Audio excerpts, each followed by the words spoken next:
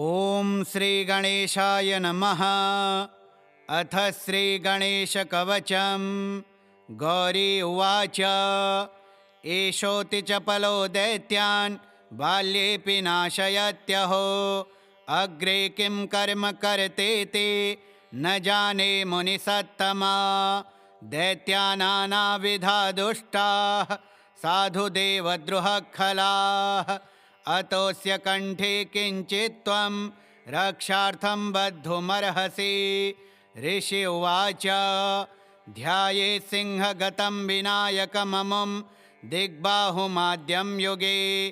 त्रेतायां तु मयूरवाहनममुं षड्बाहुकं सिद्धिदं। द्वापरे तु गजाननं युगभुजं रक्ताङ्गरागं विभुं। तुर्ये तु द्विभुजं सिताङ्गरुचिरं सर्वार्थदं सर्वदा। विनायकः शिखां पातो परमात्मा परात्परः। अतिसुन्दरकायस्तो मस्तकं सुमहोत्कटः। ललाटं कश्यपः पातो भ्रूयुगं तु महोदरः। नयने भालचन्द्रस्तो गजास्यस्तवोष्ठपल्लवौ। जिह्वां पातु गणाक्रीडाश्चिबुकं गिरिजासुतः। पादं विनायकः पातो दन्तान् रक्षतु दुर्मुखः। श्रवणौ पाशपाणिस्तो नासिकां चिन्तितार्थदः। गणेशस्तु मुखं कण्ठं पातु देवो गणञ्जः। स्कन्धौ पातु गजस्कन्धः स्तनौ विघ्नविनाशनः। हृदयं गणनाथस्तो हेरम्बो जठरं महान्। धराधरः पातु पार्श्वौ पृष्ठं विघ्नहरः शुभः। लिङ्गं गुज्झं सदा पातु वक्रतुण्डो महाबलः। गणाक्रीडो जानुजङ्घे ऊरो मङ्गलमूर्तिमान्। एकदन्तो महाबुद्धिः पादौ गुल्फौ सदावतो।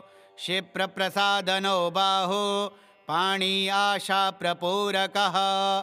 अङ्गुलीश्च नखान् पातो पद्महस्तोरिनाशना। सर्वाङ्गानि मयूरेशो विश्वव्यापी सदावतो। अनुक्तमपि अस्थानं धूम्रकेतुः सदावतो। आमोदस्त्वग्रतः पातो प्रमोदः पृष्ठतोऽवतो। प्राच्यां रक्षतु बुद्धीश आग्नेय्यां सिद्धिदायकः। दक्षिणस्याम् उमापुत्रो नैऋत्यां तु गणेश्वरः। प्रतीच्यां विघ्नहर्ताव्यात् वायव्यां गजकर्णकः। कौबेर्यां निधिपः पायात् ईशान्यामीशनन्दनः। दिवो व्यादेलनन्दस्तो रात्रौ सन्ध्यासु विघ्नहृत्। राक्षसासुरवेताल ग्रहभूतपिशाचतः। पाशाङ्कुशधरः पातो रजः सत्त्वतमः स्मृतिः। ज्ञानं धर्मं च लक्ष्मीं च लज्जां कीर्तिं तथा कुलं। वपुर्धनं च धान्यश्च ग्रहदारान् सुतान् सखीन्। सर्वायुधधरः पौत्रान् मयूरेशोऽवताः सदा। कपिलो जाबिकं पातो गजास्रवान् विकटोऽवतो। भूर्जपत्रे लिखित्वेदं यः कण्ठे धारयेत् सुधीः। न भयं जायते तस्य यक्षरक्षः पिशाचतः। त्रिसन्ध्यं जपते यस्तो वज्रसारतनुर्भवेत्। यात्राकाले पठेद्यस्तो निर्विघ्नेन फलं लभेत्। युद्धकाले पठेद्यस्तो विजयं चाप्नुयात् ध्रुवं। मारणोच्चाटनाकर्षस्तम्भमोहनकर्मणि। सप्तवारं जपेत् तद्दिन् नाममेकविंशतिं। तत्तत्फलमवाप्नोति साधको नात्र संशयः। एकविंशतिवारं च पठेत्तावद्दिनानि यः। कारागृहगतं सद्यो राज्ञावध्यं च मोचयेत्। राजदर्शनवेलायां पठेदेतत्त्रिवारतः। स राजानं वशं नीत्वा प्रकृतिश्च सभां जयेत्।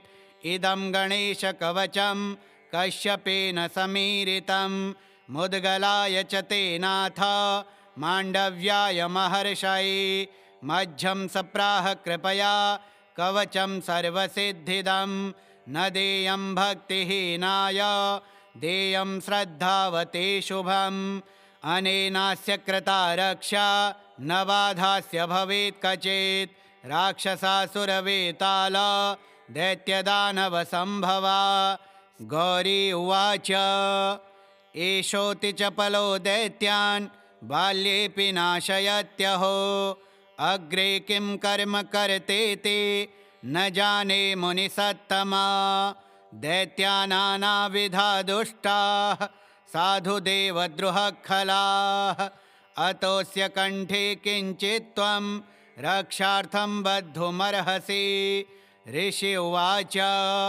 ध्यायेत् सिंहगतं विनायकममुं दिग्बाहुमाद्यं युगे त्रेतायां तु मयूरवाहनममुं षड्बाहुकं सिद्धिदं द्वापरे तु गजाननं युगभुजं रक्ताङ्गरागं विभुं तुर्ये तु द्विभुजं सिताङ्गरुचिरं सर्वार्थदं सर्वदा विनायकः शिखां पातो परमात्मा परात्परः अतिसुन्दरकायस्तो मस्तकं सुमहोत्कटः ललाटं कश्यपः पातो भ्रूयुगं तु महोदरः नयने भालचन्द्रस्तो गजास्यस्तवोष्ठपल्लवौ जिह्वां पातु गणाक्रीडाश्चिबुकं गिरिजासुतः पादं विनायकः पातो दन्तान् रक्षतु दुर्मुखः श्रवणौ पाशपाणिस्तो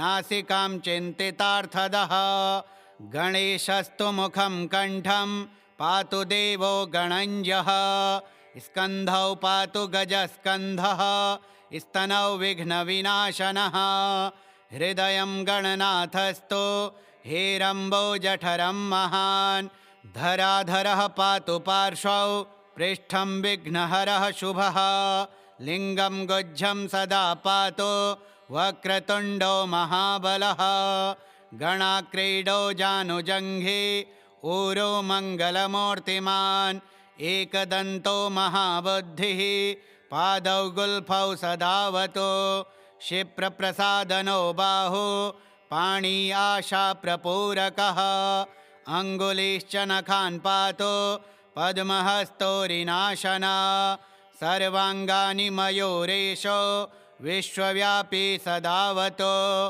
अनुक्तमपि अस्थानं धूम्रकेतुः सदावतो आमोदस्त्वग्रतः पातो प्रमोदः पृष्ठतोवतो प्राच्यां रक्षतु बुद्धीश आग्नेय्यां सिद्धिदायकः दक्षिणस्याम् उमापुत्रो नैऋत्यां तु गणेश्वरः प्रतीच्यां विघ्नहर्ताव्यात् वायव्यां गजकर्णकः कौबेर्यां निधिपः पायात् ईशान्यामीशनन्दनः दिवो व्यादेलनन्दस्तो रात्रौ सन्ध्यासु विघ्नहृत् राक्षसासुरवेताल ग्रहभूतपिशाचतः पाशाङ्कुशधरः पातो रजः सत्त्वतमः स्मृतिः ज्ञानं धर्मं च लक्ष्मीं च लज्जां कीर्तिं तथा कुलं वपुर्धनं च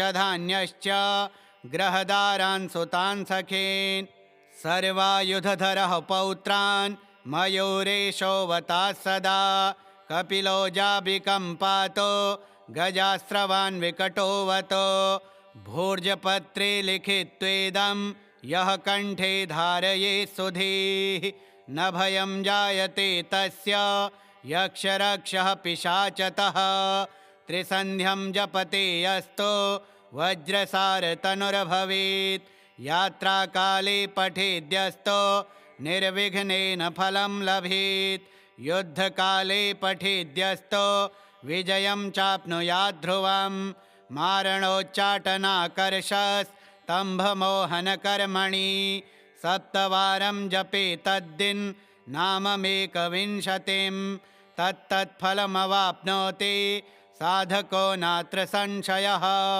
एकविंशतिवारं च पठेत्तावद्दिनानि यः कारागृहगतं सद्यो राज्ञावध्यं च मोचयेत्।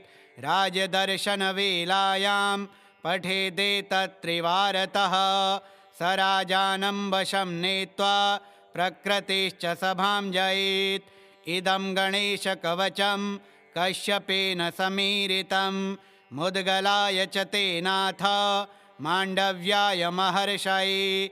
मह्यं सप्राह कृपया कवचं सर्वसिद्धिदं न देयं भक्तिहीनाय देयं श्रद्धावते शुभम्। अनेनास्य कृता रक्षा न बाधास्य भवेत् कचित्। राक्षसासुरवेताल दैत्यदानवसम्भवा। गौरी उवाच एषोऽति चपलो दैत्यान् बाल्येऽपि नाशयत्यहो। अग्रे किं कर्म कर्तेति न जाने मुनिसत्तमा। दैत्यानानाविधा दुष्टाः साधुदेवद्रुहखलाः। अतोऽस्य कण्ठे किञ्चित् त्वं रक्षार्थं बद्धुमर्हसि। ऋषि उवाच ध्यायेत् सिंहगतं विनायकममुं दिग्बाहुमाद्यं युगे। त्रेतायां तु मयूरवाहनममुं षड्बाहुकं सिद्धिदं। द्वापरे तु गजाननं युगभुजं रक्ताङ्गरागं विभुं।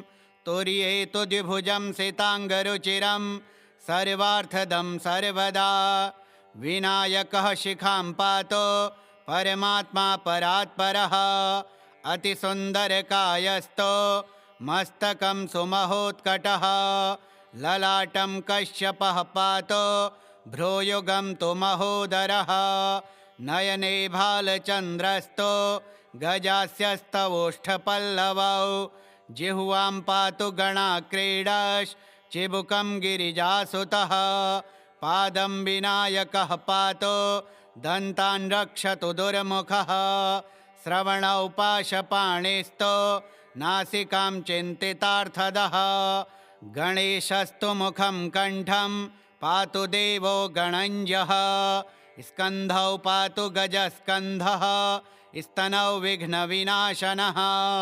हृदयं गणनाथस्तु हेरम्बो जठरं महान्। धराधरः पातु पार्श्वौ पृष्ठं विघ्नहरः शुभः। लिङ्गं गुज्जं सदा पातु वक्रतुण्डो महाबलः। गणाक्रीडो जानुजङ्घे ऊरो मङ्गलमूर्तिमान्।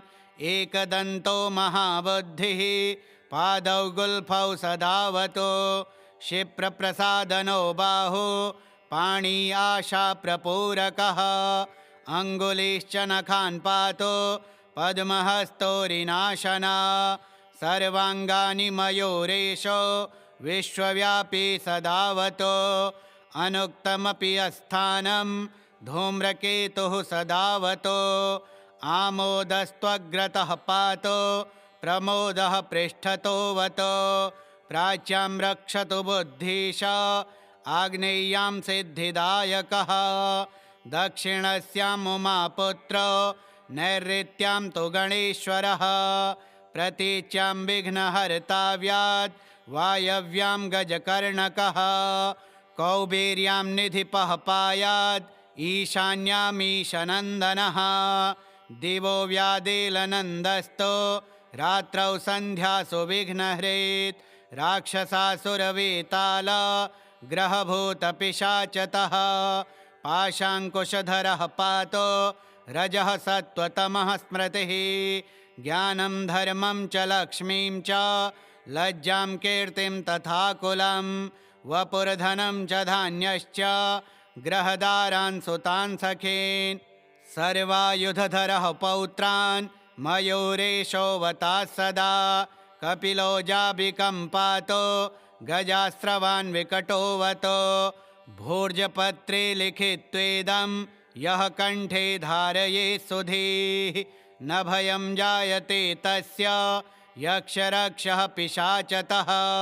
त्रिसन्ध्यं जपते यस्तो वज्रसारतनुर्भवेत्।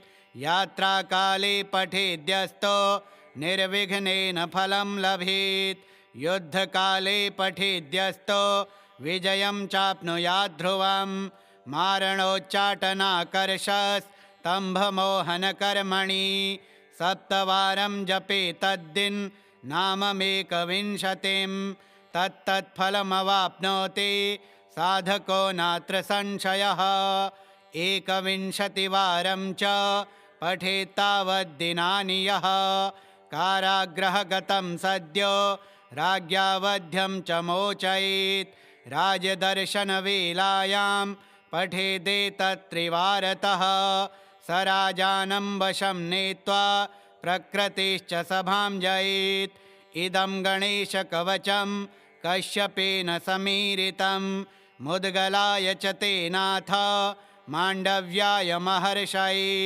मध्यं सप्राह कृपया कवचं सर्वसिद्धिदं न देयं भक्तिहीनाय देयं श्रद्धावते शुभम् अनेनास्य कृता रक्षा न बाधास्य भवेत् कचित् राक्षसासुरवेताल दैत्यदानवसम्भवा गौरी उवाच एषोऽति चपलो दैत्यान् बाल्येऽपि नाशयत्यहो अग्रे किं कर्म कर्तेति न जाने मुनिसत्तमा दैत्यानानाविधा दुष्टाः साधुदेवद्रुहखलाः अतोऽस्य कण्ठे किञ्चित् त्वं रक्षार्थं बद्धुमर्हसि ऋषि उवाच ध्यायेत् सिंहगतं विनायकममुं दिग्बाहुमाद्यं युगे त्रेतायां तु मयूरवाहनममुं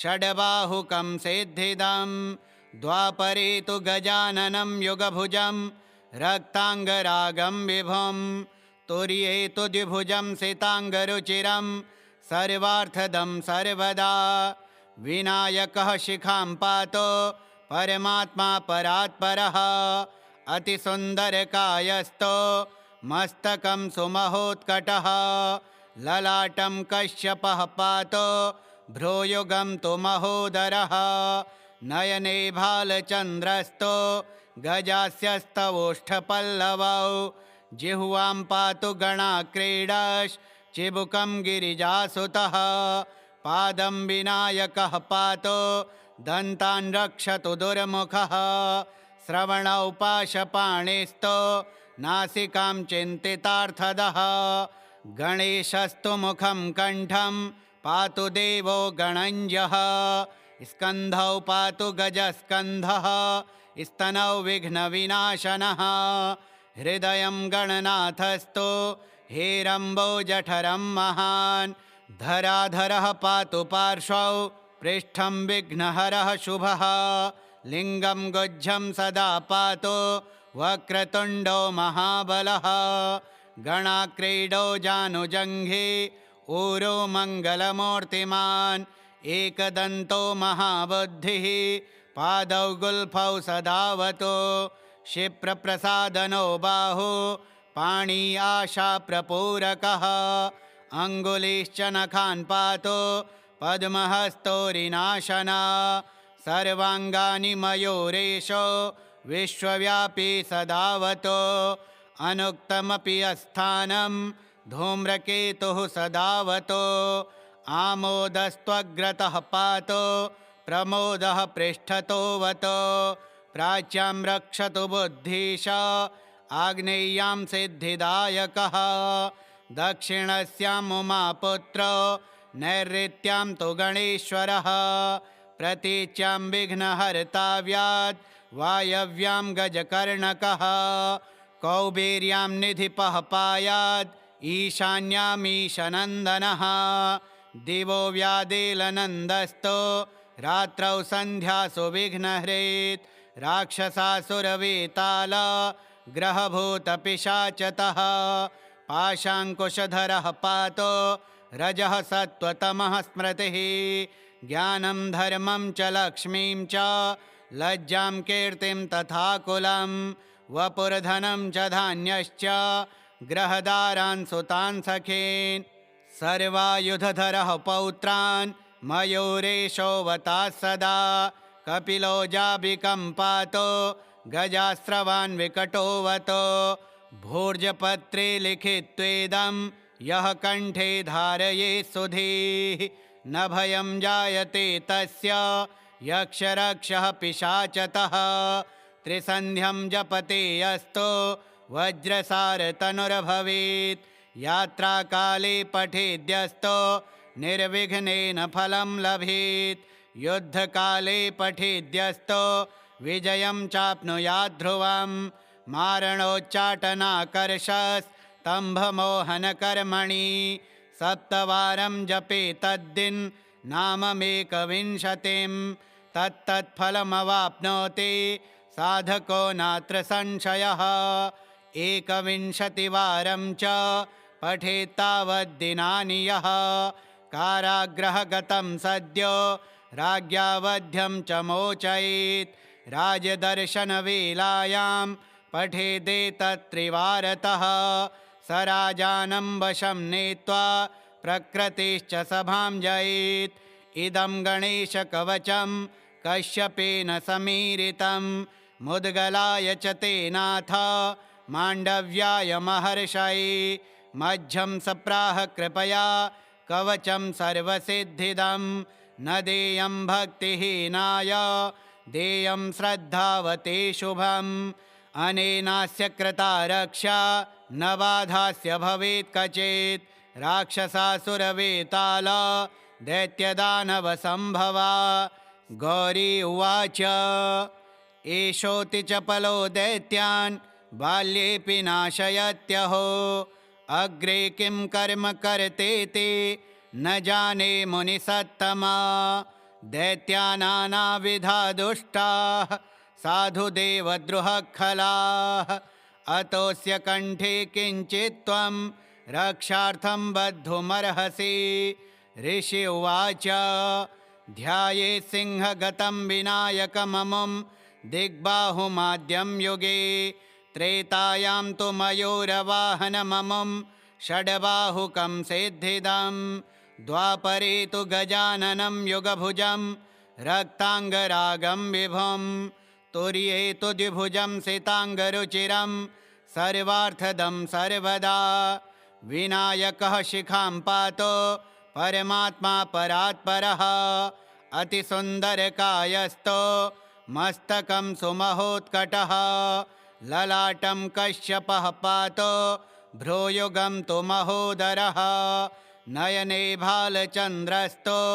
गजास्यस्तवोष्ठपल्लवौ जिह्वां पातु गणाक्रीडाश्चिबुकं गिरिजासुतः पादं विनायकः पातो दन्तान् रक्षतु दुर्मुखः श्रवणौ पाशपाणिस्तो नासिकां चिन्तितार्थदः गणेशस्तु मुखं कण्ठं पातु देवो गणञ्जः स्कन्धौ पातु गजस्कन्धः स्तनौ विघ्नविनाशनः हृदयं गणनाथस्तु हेरम्बो जठरं महान् धराधरः पातु पार्श्वौ पृष्ठं विघ्नहरः शुभः लिङ्गं गुज्जं सदा पातु वक्रतुण्डो महाबलः गणाक्रीडो जानुजङ्घे ऊरो मङ्गलमूर्तिमान् एकदन्तो महाबुद्धिः पादौ गुल्फौ सदावतो क्षिप्रप्रसादनो बाहु पाणी आशाप्रपूरकः अङ्गुलीश्च नखान् पातो पद्महस्तोरिनाशना सर्वाङ्गानि मयूरेशो विश्वव्यापी सदावतो अनुक्तमपि अस्थानं धूम्रकेतुः सदावतो आमोदस्त्वग्रतः पातो प्रमोदः पृष्ठतोऽवतो प्राच्यां रक्षतु बुद्धीश आग्नेय्यां सिद्धिदायकः दक्षिणस्याम् उमापुत्रो नैऋत्यां तु गणेश्वरः प्रतीच्यां विघ्नहर्ताव्यात् वायव्यां गजकर्णकः कौबेर्यां निधिपः पायात् ईशान्यामीशनन्दनः दिवो व्यादेलनन्दस्तो रात्रौ सन्ध्यासु विघ्नहृत् राक्षसासुरवेताल ग्रहभूतपिशाचतः पाशाङ्कुशधरः पातो रजः सत्त्वतमः स्मृतिः ज्ञानं धर्मं च लक्ष्मीं च लज्जां कीर्तिं तथा कुलं वपुर्धनं च धान्यश्च ग्रहदारान् सुतान् सखीन् सर्वायुधधरः पौत्रान् मयूरेशोऽवताः सदा कपिलो जाबिकं पातो गजास्रवान् विकटोऽवतो भूर्जपत्रे लिखित्वेदं यः कण्ठे धारयेत् सुधीः न भयं जायते तस्य यक्षरक्षः पिशाचतः त्रिसन्ध्यं जपते यस्तो वज्रसारतनुर्भवेत् यात्राकाले पठेद्यस्तो निर्विघ्नेन फलं लभेत् युद्धकाले पठेद्यस्तो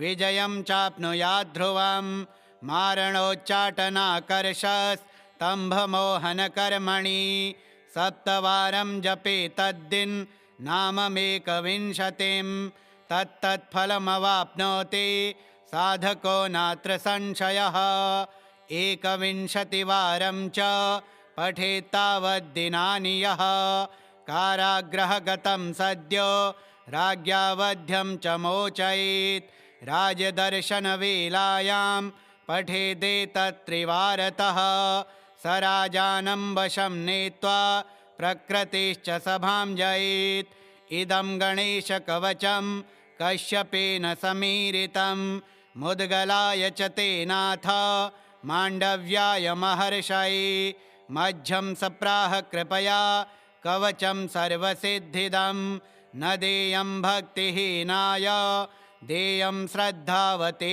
शुभम् अनेनास्य कृता रक्षा न बाधास्य भवेत् कचित् राक्षसासुरवेताल दैत्यदानवसम्भवा श्रीगणेशपुराणे गणेशकवचम् अथ श्रीगणेशलक्ष्मीस्तोत्रम् ॐ नमो विघ्नराजाय सर्वसौख्यप्रदायिने दुष्टारिष्टाविनाशाय पराय परमात्मने लम्बोदरं महावीर्यं नागयज्ञोपशोभितम् अर्धचन्द्रधरं देवं विघ्नव्यूहविनाशनम् ॐ ह्रां ह्रीं ह्रं ह्रैं ह्रौं ह्र हेरम्बाय नमो नमः सर्वसिद्धिप्रदोऽसि त्वं सिद्धिबुद्धिप्रदो भव चिन्तितार्थप्रदस्त्वं हि सततं मोदकप्रियः सिन्दूरारुणवस्त्रैश्च पूजितो वरदायकः इदं गणपतिस्तोत्रं यः पठेत् भक्तिमान् नरः तस्य देहं च गेहं च स्वयं लक्ष्मीर्न मुञ्चति ॐ नमो विघ्नराजाय सर्वसौख्यप्रदायिने दुष्टारिष्टाविनाशाय पराय परमात्मने लम्बोदरं महावीर्यं नागयज्ञोपशोभितम् अर्धचन्द्रधरं देवं विघ्नव्यूहविनाशनम् ॐ ह्रां ह्रीं ह्रं ह्रैं ह्रौं ह्र हेरम्बाय नमो नमः सर्वसिद्धिप्रदोऽसि त्वं सिद्धिबुद्धिप्रदो भव चिन्तितार्थप्रदस्त्वं हि सततं मोदकप्रियः सिन्दूरारुणवस्त्रैश्च पूजितो वरदायकः इदं गणपतिस्तोत्रं यः पठेत् भक्तिमान् नरः तस्य देहं च गेहं च स्वयं लक्ष्मीर्न मुञ्चति ॐ नमो विघ्नराजाय सर्वसौख्यप्रदायिने दुष्टारिष्टाविनाशाय पराय परमात्मने लम्बोदरं महावीर्यं नागयज्ञोपशोभितम् अर्धचन्द्रधरं देवं विघ्नव्यूहविनाशनम् ॐ ह्रां ह्रीं ह्रं ह्रैं ह्रौं ह्र हेरम्बाय नमो नमः सर्वसिद्धिप्रदोऽसि त्वं सिद्धिबुद्धिप्रदो भव चिन्तितार्थप्रदस्त्वं हि सततं मोदकप्रियः सिन्दूरारुणवस्त्रैश्च पूजितो वरदायकः इदं गणपतिस्तोत्रं यः पठेत् भक्तिमान् नरः तस्य देहं च गेहं च स्वयं लक्ष्मीर्न मुञ्चति। ॐ नमो विघ्नराजाय सर्वसौख्यप्रदायिने दुष्टारिष्टाविनाशाय पराय परमात्मने लम्बोदरं महावीर्यं नागयज्ञोपशोभितम् अर्धचन्द्रधरं देवं विघ्नव्यूहविनाशनम् ॐ ह्रां ह्रीं ह्रं ह्रैं ह्रौं ह्रा हेरम्बाय नमो नमः। सर्वसिद्धिप्रदोऽसि त्वं सिद्धिबुद्धिप्रदो भव चिन्तितार्थप्रदस्त्वं हि सततं मोदकप्रियः सिन्दूरारुणवस्त्रैश्च पूजितो वरदायकः इदं गणपतिस्तोत्रं यः पठेत् भक्तिमान् नरः तस्य देहं च गेहं च स्वयं लक्ष्मीर्न मुञ्चति। ॐ नमो विघ्नराजाय सर्वसौख्यप्रदायिने दुष्टारिष्टाविनाशाय पराय परमात्मने लम्बोदरं महावीर्यं नागयज्ञोपशोभितम् अर्धचन्द्रधरं देवं विघ्नव्यूहविनाशनम् ॐ ह्रां ह्रीं ह्रं ह्रैं ह्रौं ह्रा हेरम्बाय नमो नमः। सर्वसिद्धिप्रदोऽसि त्वं सिद्धिबुद्धिप्रदो भव चिन्तितार्थप्रदस्त्वं हि सततं मोदकप्रियः सिन्दूरारुणवस्त्रैश्च पूजितो वरदायकः इदं गणपतिस्तोत्रं यः पठेत् भक्तिमान् नरः तस्य देहं च गेहं च स्वयं लक्ष्मीर्न मुञ्चति।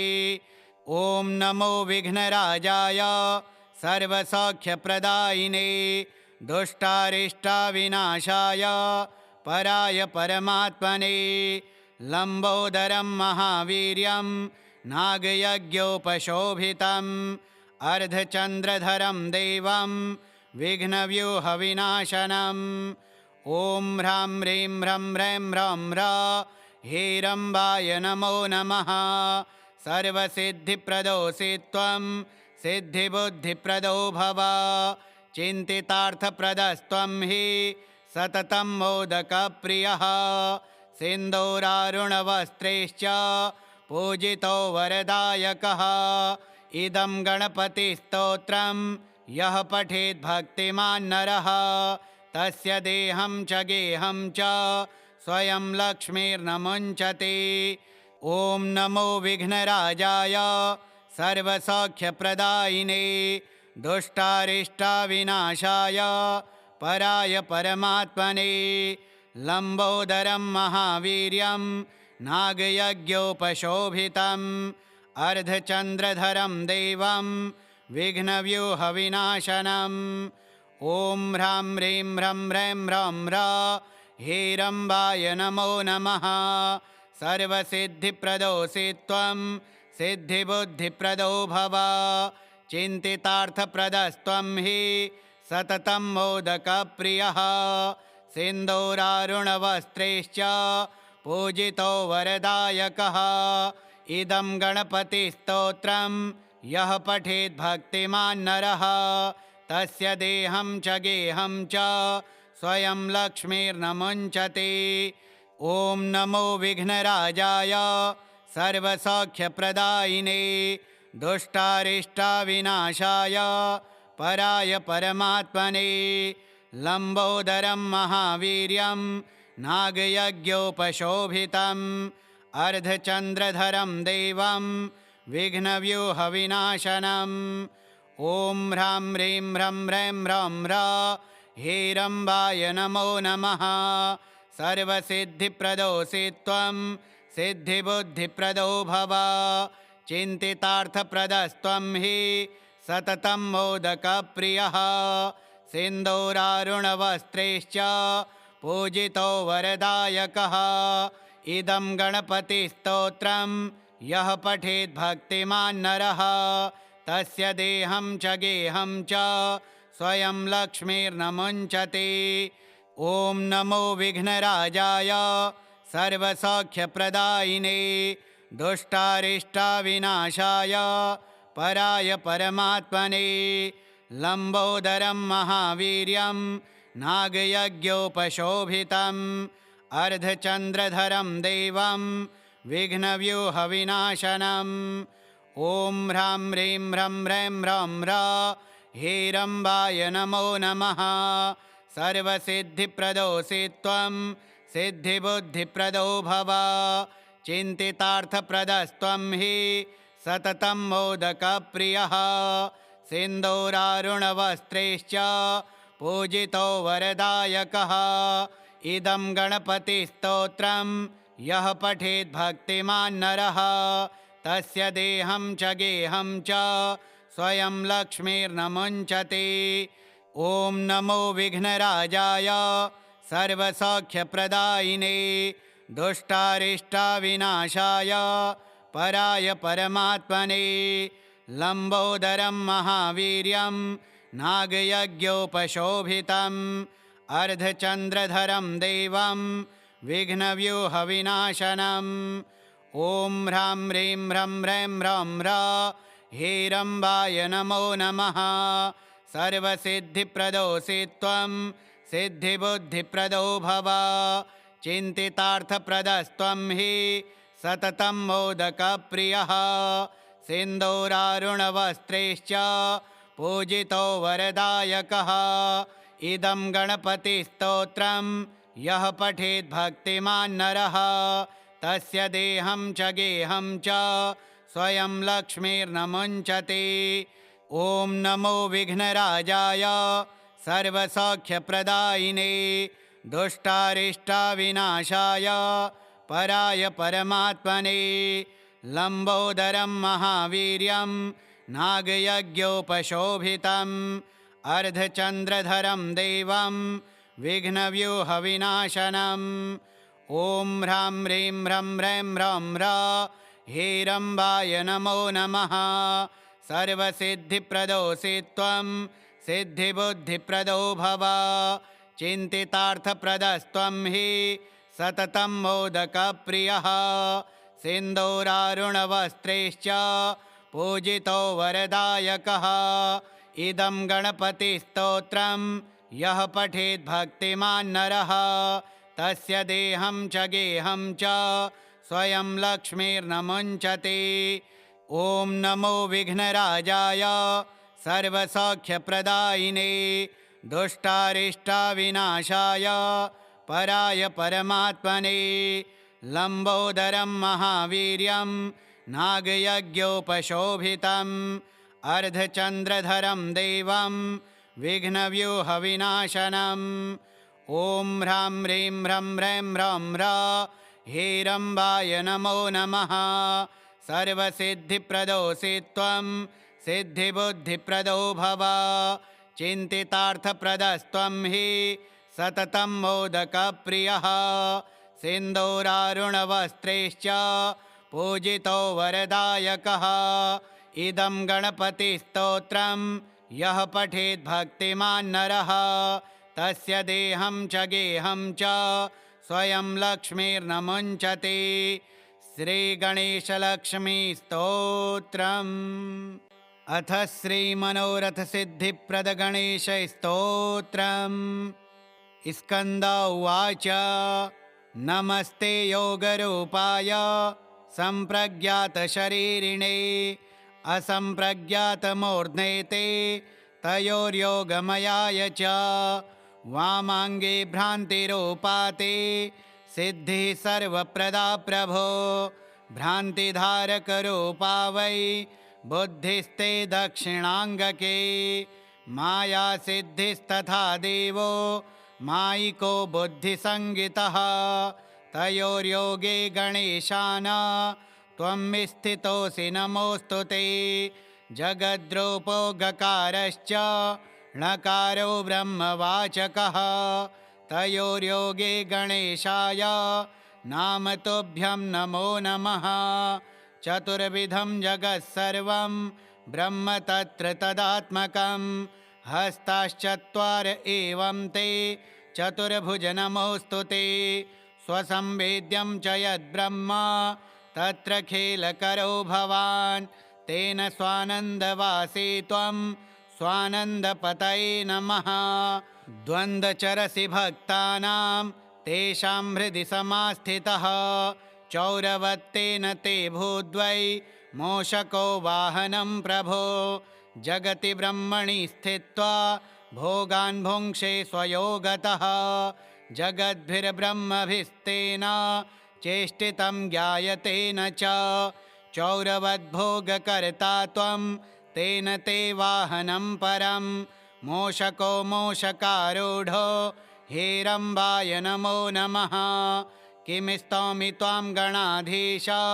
योगशान्तिधरं परं वेदादयो ययुः शान्ति मतो देवं नमाम्यहम् इति स्तोत्रं समाकर्ण्य गणेशस्तमुवाचः वरं वृणु महाभाग दास्यामि दुर्लभं ह्यपि त्वया कृतमिदं स्तोत्रं योगशान्तिप्रदं भवेत् मयि भक्तिकरं स्कन्द सर्वसिद्धिप्रदं तथा यं यमिच्छसि तं तं वै दास्यामि स्तोत्रयन्त्रितः पठते शृण्वते नित्यं कार्तिकेयविशेषतः स्कन्द उवाच नमस्ते योगरूपाय सम्प्रज्ञातशरीरिणे असम्प्रज्ञातमूर्ध्ने ते तयोर्योगमयाय च वामाङ्गे भ्रान्तिरूपा ते सिद्धिः सर्वप्रदा प्रभो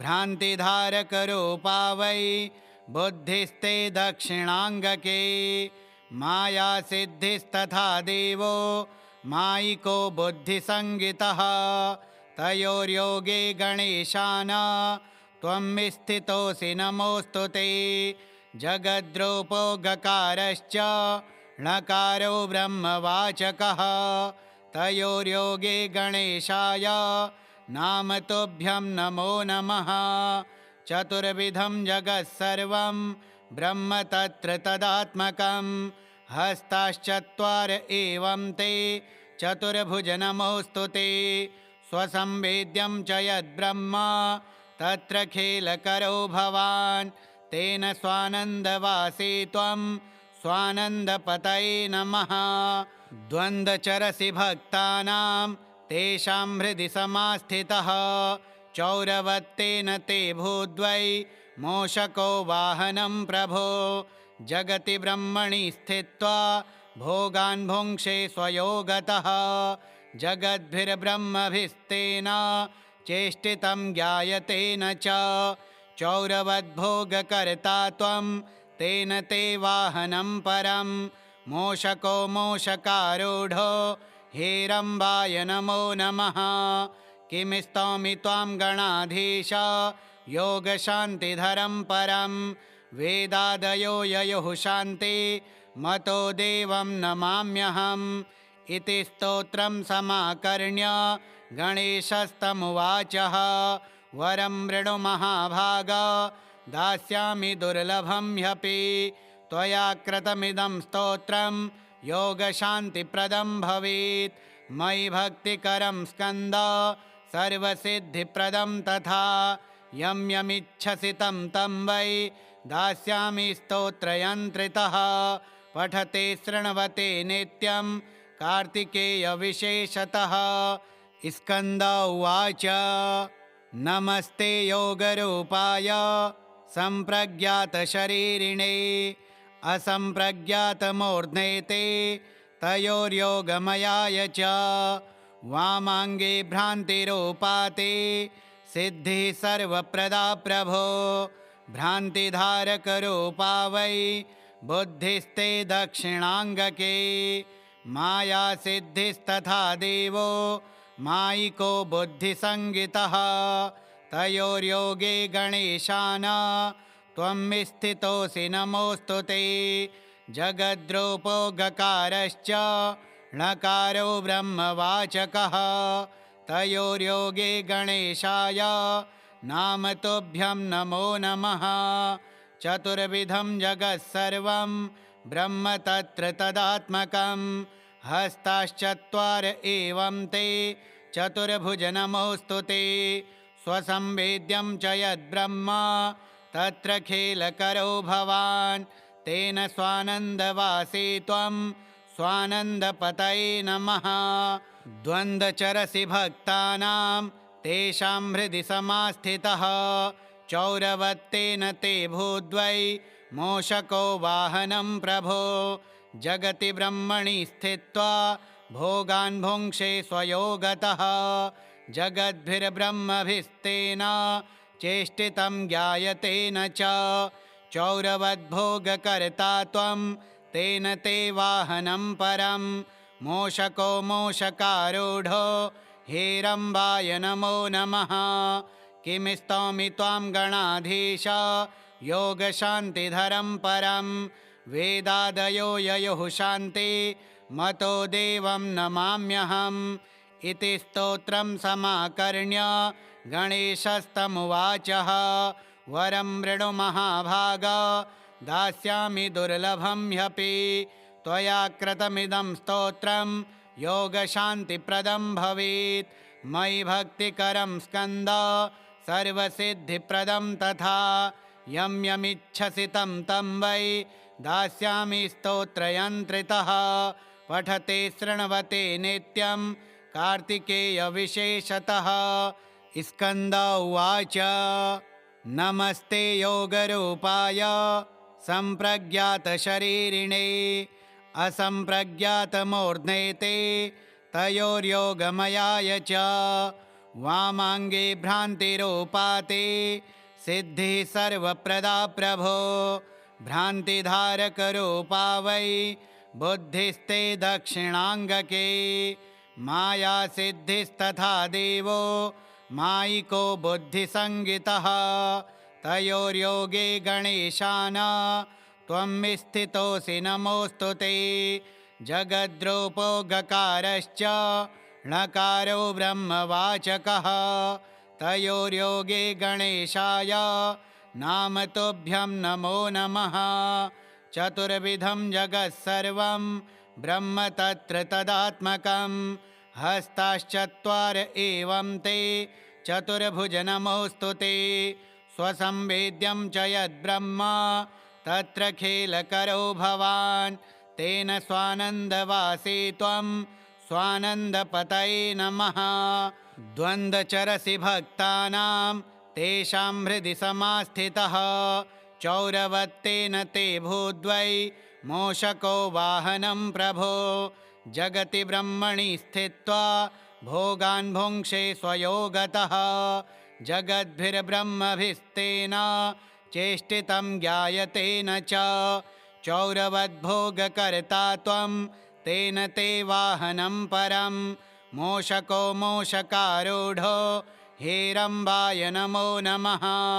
किं स्तौमि त्वां गणाधीश योगशान्तिधरं परं वेदादयो ययुः शान्ति मतो देवं नमाम्यहम् इति स्तोत्रं समाकर्ण्य गणेशस्तमुवाचः वरं मृणु महाभाग दास्यामि दुर्लभं ह्यपि त्वया कृतमिदं स्तोत्रं योगशान्तिप्रदं भवेत् मयि भक्तिकरं स्कन्द सर्वसिद्धिप्रदं तथा यं यमिच्छसि तं तं वै दास्यामि स्तोत्रयन्त्रितः पठते शृण्वते नित्यं कार्तिकेयविशेषतः।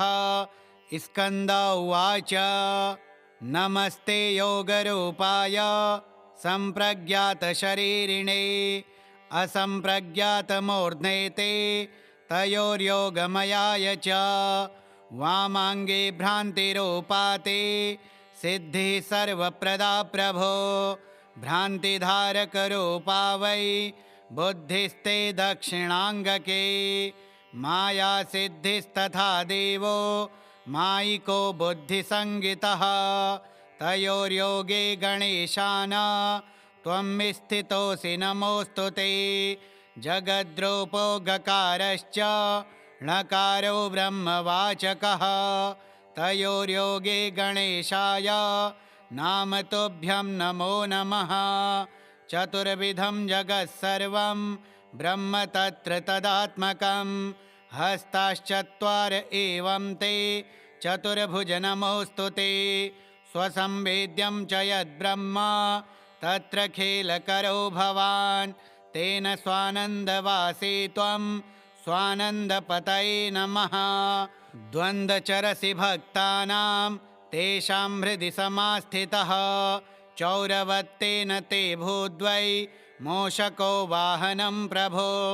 जगति ब्रह्मणि स्थित्वा भोगान् भुङ्क्षे स्वयोगतः जगद्भिर्ब्रह्मभिस्तेन चेष्टितं ज्ञायते न च। चौरवद्भोगकर्ता त्वं तेन ते वाहनं परं मूषको मूषकारूढो हेरम्बाय नमो नमः। किं स्तौमि त्वां गणाधीश योगशान्तिधरं परं वेदादयो ययुः शान्ति मतो देवं नमाम्यहम् इति स्तोत्रं समाकर्ण्य गणेशस्तमुवाचः। वरं मृणु महाभाग दास्यामि दुर्लभं ह्यपि त्वया कृतमिदं स्तोत्रं योगशान्तिप्रदं भवेत्। मयि भक्तिकरं स्कन्द सर्वसिद्धिप्रदं तथा यं यमिच्छसि तं तं वै दास्यामि स्तोत्रयन्त्रितः। पठते शृण्वते नित्यं कार्तिकेयविशेषतः। स्कन्द उवाच नमस्ते योगरूपाय सम्प्रज्ञातशरीरिणे असम्प्रज्ञातमूर्ध्ने ते तयोर्योगमयाय च। वामाङ्गे भ्रान्तिरूपा ते सिद्धिः सर्वप्रदा प्रभो भ्रान्तिधारकरूपा वै बुद्धिस्ते दक्षिणाङ्गके। मायासिद्धिस्तथा देवो मायिको बुद्धिसंगितः तयोर्योगे गणेशान त्वं स्थितोऽसि नमोऽस्तु ते। जगद्रूपो गकारश्च णकारो ब्रह्मवाचकः तयोर्योगे गणेशाय नाम तुभ्यं नमो नमः। चतुर्विधं जगत्सर्वं ब्रह्म तत्र तदात्मकं हस्ताश्चत्वार एवं ते चतुर्भुज नमोऽस्तु ते। स्वसंवेद्यं च यद्ब्रह्म तत्र खेलकरो भवान् तेन स्वानन्दवासे त्वं स्वानन्दपतये नमः। द्वन्द्वचरसि भक्तानां तेषां हृदि समास्थितः चौरवत्तेन ते भूद्वै मूषको वाहनं प्रभो। जगति ब्रह्मणि स्थित्वा भोगान् भुङ्क्षे स्वयोगतः जगद्भिर्ब्रह्मभिस्तेन चेष्टितं ज्ञायते न च। चौरवद्भोगकर्ता त्वं तेन ते वाहनं परं मूषको मूषकारूढो हेरम्बाय नमो नमः। किं स्तौमि त्वां गणाधीश योगशान्तिधरं परं वेदादयो ययुः शान्ति मतो देवं नमाम्यहम् इति स्तोत्रं समाकर्ण्य गणेशस्तमुवाचः। वरं मृणु महाभाग दास्यामि दुर्लभं ह्यपि त्वया कृतमिदं स्तोत्रं योगशान्तिप्रदं भवेत्। मयि भक्तिकरं स्कन्द सर्वसिद्धिप्रदं तथा यं यमिच्छसि तं तं वै दास्यामि स्तोत्रयन्त्रितः। पठते शृण्वते नित्यं कार्तिकेयविशेषतः। स्कन्द उवाच नमस्ते योगरूपाय सम्प्रज्ञातशरीरिणे असम्प्रज्ञातमूर्ध्ने ते तयोर्योगमयाय च।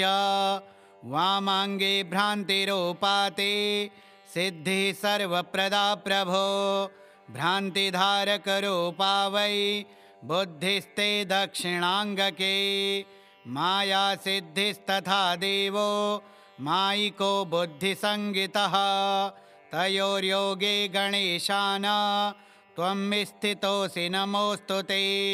जगद्रूपो गकारश्च णकारो ब्रह्मवाचकः तयोर्योगे गणेशाय नाम तुभ्यं नमो नमः। चतुर्विधं जगत्सर्वं ब्रह्म तत्र तदात्मकं हस्ताश्चत्वार एवं ते चतुर्भुज नमोऽस्तु ते। स्वसंवेद्यं च यद्ब्रह्म तत्र खेलकरो भवान् तेन स्वानन्दवासे त्वं स्वानन्दपतये नमः। द्वन्द्वचरसि भक्तानां तेषां हृदि समास्थितः चौरवत्तेन ते भूद्वै मूषको वाहनं प्रभो। जगति ब्रह्मणि स्थित्वा भोगान् भुङ्क्षे स्वयोगतः जगद्भिर्ब्रह्मभिस्तेन चेष्टितं ज्ञायते न च। चौरवद्भोगकर्ता त्वं तेन ते वाहनं परं मूषको मूषकारूढो हेरम्बाय नमो नमः। किं स्तौमि त्वां गणाधीश योगशान्तिधरं परं वेदादयो ययुः शान्ति मतो देवं नमाम्यहम् इति स्तोत्रं समाकर्ण्य गणेशस्तमुवाचः। वरं वृणु महाभाग दास्यामि दुर्लभं ह्यपि त्वया कृतमिदं स्तोत्रं योगशान्तिप्रदं भवेत्। मयि भक्तिकरं स्कन्द सर्वसिद्धिप्रदं तथा यं यमिच्छसि तं तं वै दास्यामि स्तोत्रयन्त्रितः। पठते शृण्वते नित्यं कार्तिकेयविशेषतः। स्कन्द उवाच नमस्ते योगरूपाय सम्प्रज्ञातशरीरिणे असम्प्रज्ञातमूर्ध्ने ते तयोर्योगमयाय च। वामाङ्गे भ्रान्तिरूपा ते सिद्धिः सर्वप्रदा प्रभो भ्रान्तिधारकरूपा वै बुद्धिस्ते दक्षिणाङ्गके। मायासिद्धिस्तथा देवो मायिको बुद्धिसंगितः तयोर्योगे गणेशान त्वं स्थितोऽसि नमोऽस्तु ते। जगद्रूपो गकारश्च णकारो ब्रह्मवाचकः तयोर्योगे गणेशाय नाम तुभ्यं नमो नमः। चतुर्विधं जगत्सर्वं ब्रह्म तत्र तदात्मकं हस्ताश्चत्वार एवं ते चतुर्भुज नमोऽस्तु ते। स्वसंवेद्यं च यद्ब्रह्म तत्र खेलकरो भवान् तेन स्वानन्दवासे त्वं स्वानन्दपतये नमः। द्वन्द्वचरसि भक्तानां तेषां हृदि समास्थितः चौरवत्तेन ते भूद्वै मूषको वाहनं प्रभो। जगति ब्रह्मणि स्थित्वा भोगान् भुङ्क्षे स्वयोगतः जगद्भिर्ब्रह्मभिस्तेन चेष्टितं ज्ञायते न च। चौरवद्भोगकर्ता त्वं तेन ते वाहनं परं मूषको मूषकारूढो हेरम्बाय नमो नमः। किं स्तौमि त्वां गणाधीश योगशान्तिधरं परं वेदादयो ययुः शान्ति मतो देवं नमाम्यहम् इति स्तोत्रं समाकर्ण्य गणेशस्तमुवाचः। वरं वृणु महाभाग दास्यामि दुर्लभं ह्यपि त्वया कृतमिदं स्तोत्रं योगशान्तिप्रदं भवेत्। मयि भक्तिकरं स्कन्द सर्वसिद्धिप्रदं तथा यं यमिच्छसि तं तं वै दास्यामि स्तोत्रयन्त्रितः। पठते शृण्वते नित्यं कार्तिकेयविशेषतः। स्कन्द उवाच नमस्ते योगरूपाय सम्प्रज्ञातशरीरिणे असम्प्रज्ञातमूर्ध्ने ते तयोर्योगमयाय च। वामाङ्गे भ्रान्तिरूपा ते सिद्धिः सर्वप्रदा प्रभो भ्रान्तिधारकरूपा वै बुद्धिस्ते दक्षिणाङ्गके। मायासिद्धिस्तथा देवो मायिको बुद्धिसंगितः तयोर्योगे गणेशान त्वं स्थितोऽसि नमोऽस्तु ते। जगद्रूपो गकारश्च णकारो ब्रह्मवाचकः तयोर्योगे गणेशाय नाम तुभ्यं नमो नमः। चतुर्विधं जगत्सर्वं ब्रह्म तत्र तदात्मकं हस्ताश्चत्वार एवं ते चतुर्भुज नमोऽस्तु ते। स्वसंवेद्यं च यद्ब्रह्म तत्र खेलकरो भवान् तेन स्वानन्दवासी त्वं स्वानन्दपतये नमः। द्वन्द्वचरसि भक्तानां तेषां हृदि समास्थितः चौरवत्तेन ते भूद्वै मूषको वाहनं प्रभो। जगति ब्रह्मणि स्थित्वा भोगान् भुङ्क्षे स्वयोगतः जगद्भिर्ब्रह्मभिस्तेन चेष्टितं ज्ञायते न च।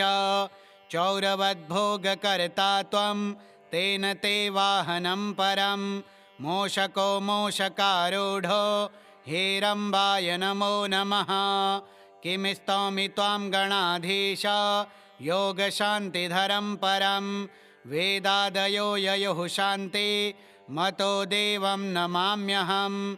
इति स्तोत्रं समाकर्ण्य गणेशस्तमुवाचः वरं वृणु महाभाग दास्यामि दुर्लभं ह्यपि त्वया कृतमिदं स्तोत्रं योगशान्तिप्रदं भवेत्।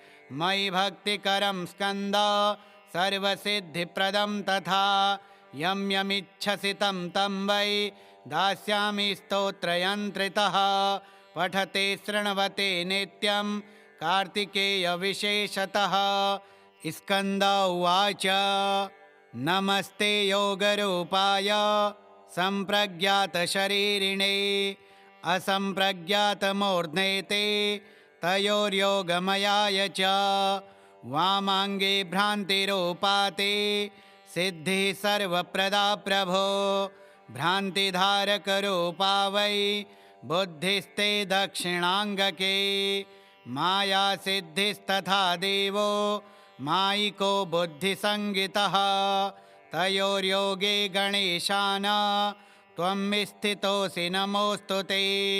जगद्रूपो गकारश्च णकारो ब्रह्मवाचकः तयोर्योगे गणेशाय नाम तुभ्यं नमो नमः।